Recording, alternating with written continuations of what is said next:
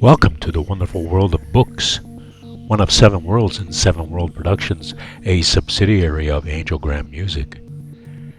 My name is Gino, and I am sole owner of Angelgram Music and executive director of Seven World Productions.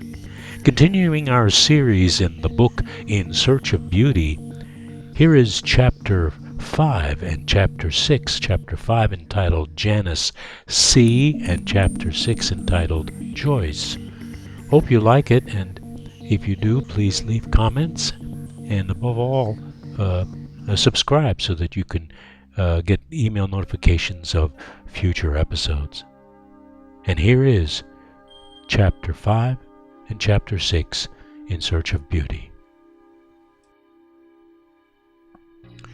Previously from In Search of Beauty. It was one of the most painful walks of my life. I could hear Natalie sobbing as I made my way to the end of the corridor. By the time I got to the balcony, I had tears streaming down my cheeks. The 8th grade chorus was rehearsing with Nappy on stage, and as I made my way across the aisle toward the exit doors of the auditorium and the school, I heard Nappy say, "Good luck, Yui." I waved as I descended down the steps to the door leading to the outside world.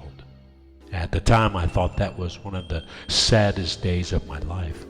And of course, I never saw Natalie again. Chapter 5, Janice C. As promised in the previous chapter, here is the story about Janice Calabrese. During my second year at Garfield High, I was asked to MC a talent show for the 8th graders. During the last rehearsal of the talent show, one of the girls came up to me and asked, "Are you dating anyone right now?" She was a petite, perky little short-haired blonde with a cute face, and I was tempted to say no. I thought about Natalie and immediately felt guilty about my thoughts regarding this new girl. After all, as a preacher's kid, I had a reputation to uphold. I know all of you out there think that all preachers' kids are wild. Well, let me dispel that rumor. Not all of us are or were wild. Sure, we were tempted, but I stayed my course and politely answered yes, but if I weren't, I would seriously consider you. At which point she said, "My name is Janice, and if you change your mind, let me know." She quickly planted a wet kiss on my lips and whisked away like a fluttering butterfly. That moment stayed with me for many years until I met Janice Lynn, who I will talk about in my last chapter. The yard where we used to play baseball was just a small postage stamp of a grassy lawn with 2 small chestnut trees by the sidewalk. I remembered many a time in the summertime climbing those trees and thinking how great it would be to be as tall as these trees. As an adult, the trees seemed insignificant and barely as tall as my adult body. Cambria City had changed. Well, it had not changed. I was the one who had changed. All of the following churches within a 10 by 4 block area are still in existence to this day in this tiny suburb of Johnstown. 9 churches representing the district's diverse ethnic heritage are dispersed throughout the neighborhood. Fully half are large architecture design structures with Gothic Revival, Romanesque Revival, Second Renaissance Revival, and Byzantine Revival styles represented. With few exceptions, each of the churches retains its own unique interior features, including statuary, stained glass windows, murals, and other items reflecting the congregation's ethnic heritage and the history of the parish. The oldest of the 5 major churches in Cambria City is St. Casimir's Polish Church, located on 501 Power Street, constructed in 1907. The Romanesque Revival design is characterized by a rough rock-faced stone exterior and round arched openings. The cruciform plan has twin entry towers and an octagonal cupola at the crossing of the nave and transepts. Other elements include peaked corner buttresses, arcaded brickwork, and a statue of Saint Casimir over the entry portal. Immaculate Conception, located at 308 Broad Street, is the district's only Victorian Gothic Revival church, built in 1908. It is a side steeple church with belfry and spire. The polychromatic exterior combines yellow brick walls and brownstone trim carved into weather rings, lintels, and finals with crochets. A tripartite entry portal fashioned in stone includes grouped pilasters, steeply pitched lintels, and gargoyles. There are also leaded stained glass windows with Gothic tracery. The largest congregation in Cambria City is St. Stephen's Slovak Church, located at 414 4th Avenue. It was completed in 1911. The Second Renaissance Revival design structure is bold in execution, with a variety of oversized architectural ornament. Details include rusticated stone walls, heavily molded arches, and belt courses, statuary in facade niches, and balustrades around the towers. Twin copper-topped two-stage towers flank the central nave. Stained glass windows, including clerestory windows, light the interior of this basilica-planned church. St. Columba is located at 916 Broad Street, constructed in 1914. This Romanesque Revival-style church features a basilica plan incorporating a 75-foot side tower. The exterior's delicately applied surface treatments include red brick walls highlighted by brickwork panels and inset tiles in bands and geometric motifs. In keeping with the style, there is a pan tile roof and a heavily molded rose window centered over the entry portal. The entry is flanked by decorative Corinthian pilasters supporting a masonry canopy with statuary. St. Mary's Greek Catholic Church, located at 411 Power Street, is set apart from all the other churches with its Byzantine Revival design. The 1922 cruciform plan structure is distinguished by twin domed towers flanking the entrance and a larger central dome, each topped with a lantern. The exotic exterior finish includes tile roofing, intricately patterned brickwork, inset tiles, porthole openings in the towers, and low-relief floral ornamentation on capitals and arches flanking the entry. The interior has large vaulted ceilings, windows encircling the base of the dome, and a delicately fashioned baldacchino over the altar. The remaining churches within the Cambria City Historic District are small, vernacular brick church forms. St. Emmerich's Catholic Church at 412 6th Avenue is the largest of this group, built in 1913. It has a twin tower design, yellow brick exterior, and round arch stained glass windows. The other four churches are all center steeple designs. St. Rochas Croatian Catholic Church at 314 8th Avenue dates from 1901. It has brick buttresses and a rounded apse at the rear end of the church. Holy Cross Lutheran Church, the only non-Catholic church in Cambria City, is located at 711 Chestnut Street. Constructed in 1914, it is a brick structure with a stone-faced facade. St. George Serbian Orthodox Church at 307 Chestnut Street has pointed arch openings and corbelled brickwork and dates from 1911.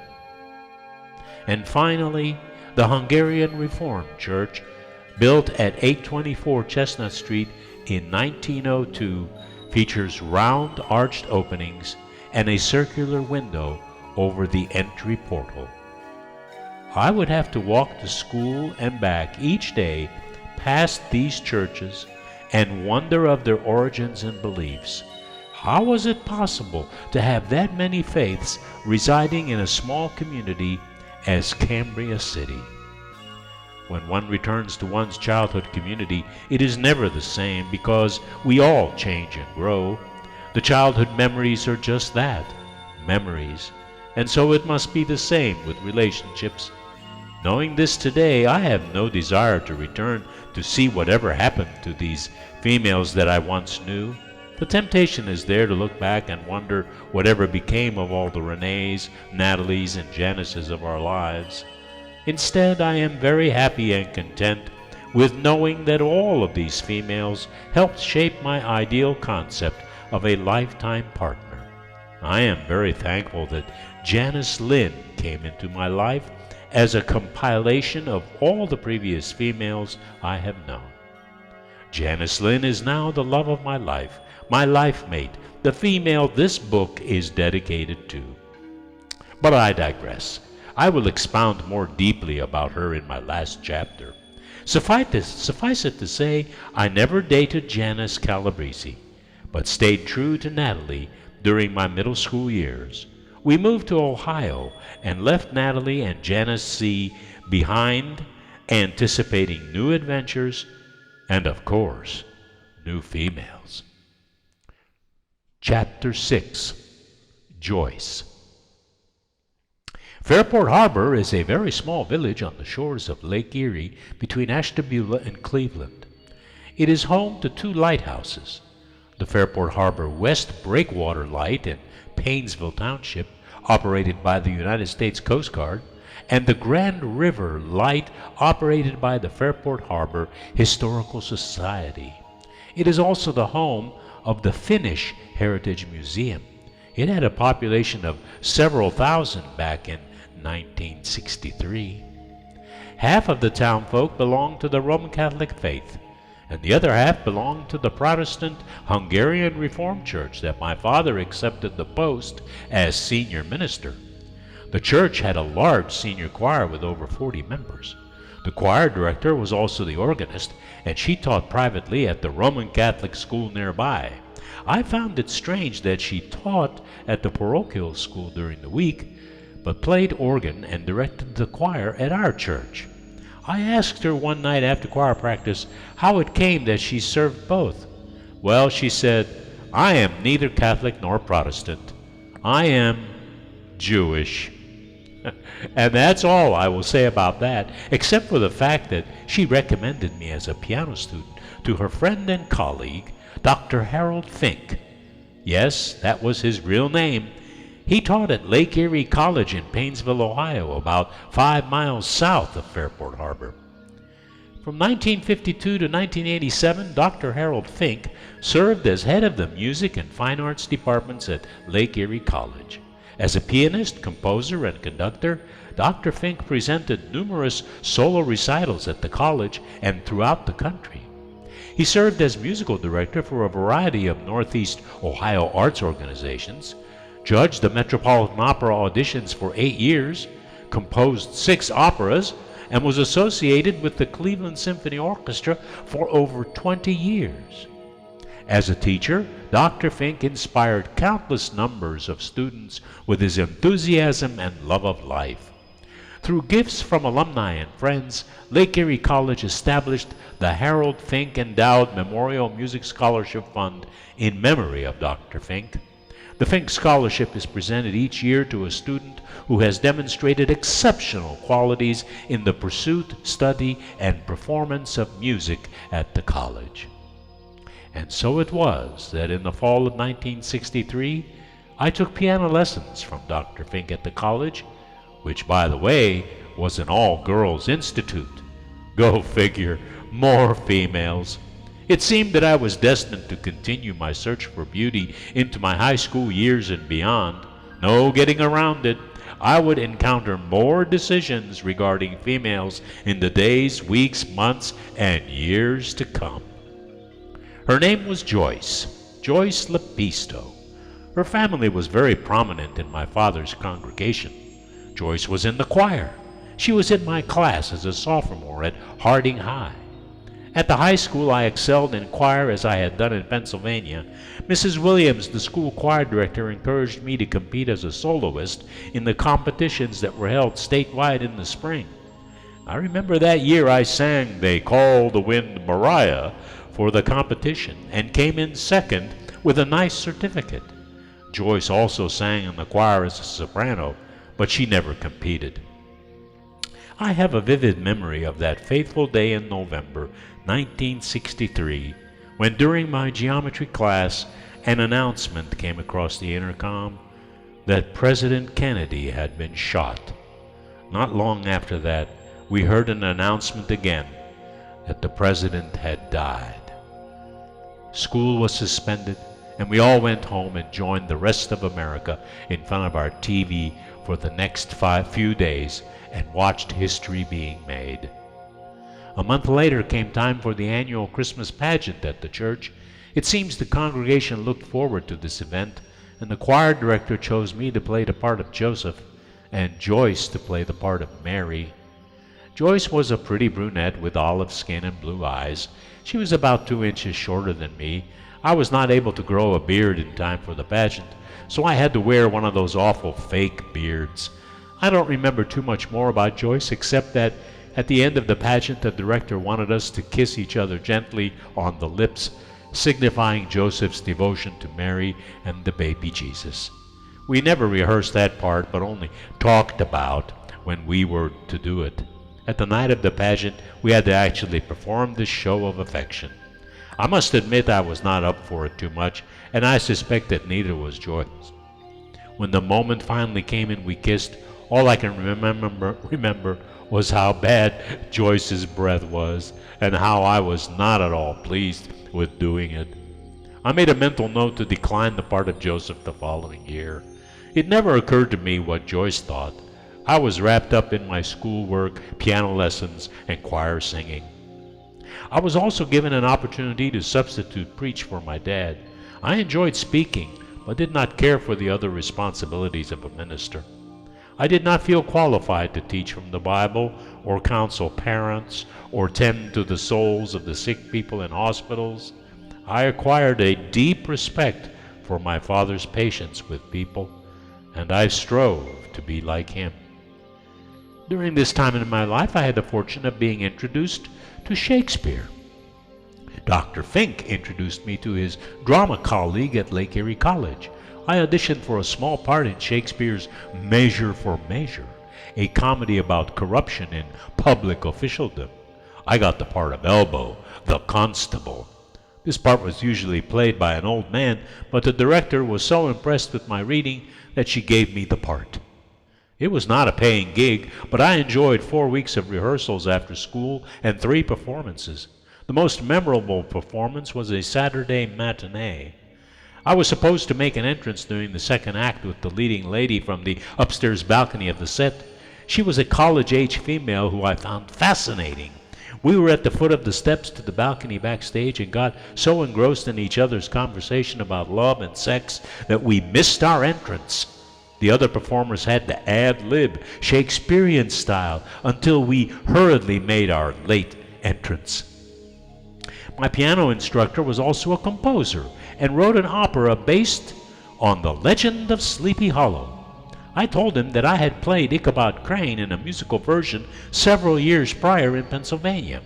He said I could sing in the chorus part of his version at Lake Erie College. The opera was very different from the musical I had sung in. Dr. Fink's version was full of modern chords, and all of it was sung. I enjoyed performing and studying under Dr. Fink.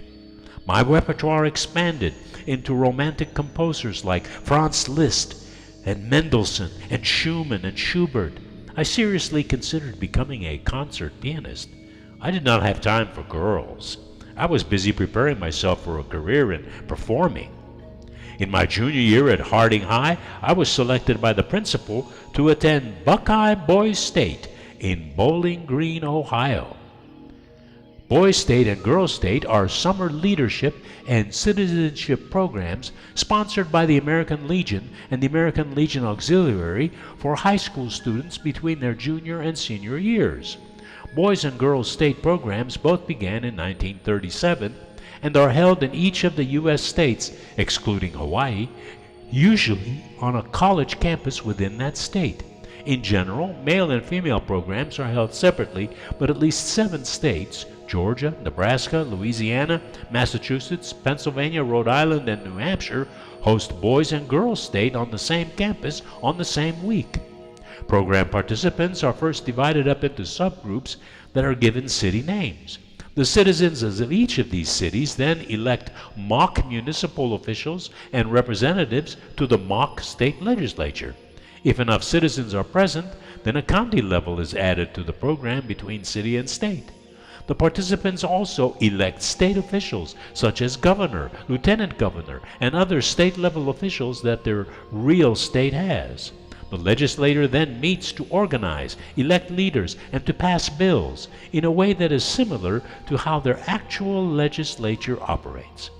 Some states hold mock trials, the participants volunteering as lawyers, accused, and juries, and others are able to form bands and choirs from the talent pools that they have assembled. Boys-Girls State is staffed by members and community leaders who volunteer their time and effort to this enterprise. Its administrative costs are defrayed by their department organizations. Citizens of Boys-Girls State are selected with the help of their high school principals on the basis of potential leadership qualities and must be between their junior and senior years in high school to qualify. Through these programs, it is estimated that each summer the American Legion Auxiliary alone is adding 19,000 girls trained in the processes of government to a group that by the end of 2006 will total about 1,103,000. Today's largest boys' state occurs annually in Ohio, with over 1,300 boys congregating at Bowling Green State University. A group from Israel recently visited the Buckeye Boys State in Ohio to use it as a template for their own version. Now, naturally, things did not stay the same, or rather, the same thing happened again. My father announced during the summer of my junior year in high school that we would be moving to Flint, Michigan. He was tired of the large congregation and all its political maneuverings of the members. He yearned for the simple and small congregations where the flock was grateful for a minister to serve them. He was willing to take a pay cut to be happier. And so, in the summer of 1965, we moved yet again, and I had to look forward to new classmates and new teachers in my senior year. I had to find another private piano instructor. If I was to fulfill my dream of being a concert pianist, I had to say goodbye to Joyce, which was not that difficult. I had a harder time saying goodbye to Dr. Fink. I wondered what was in store for me in Michigan. How was I going to continue my journey toward my dreams? Would there be other females to encounter? Mostly, I just wanted to find out what was next in my life.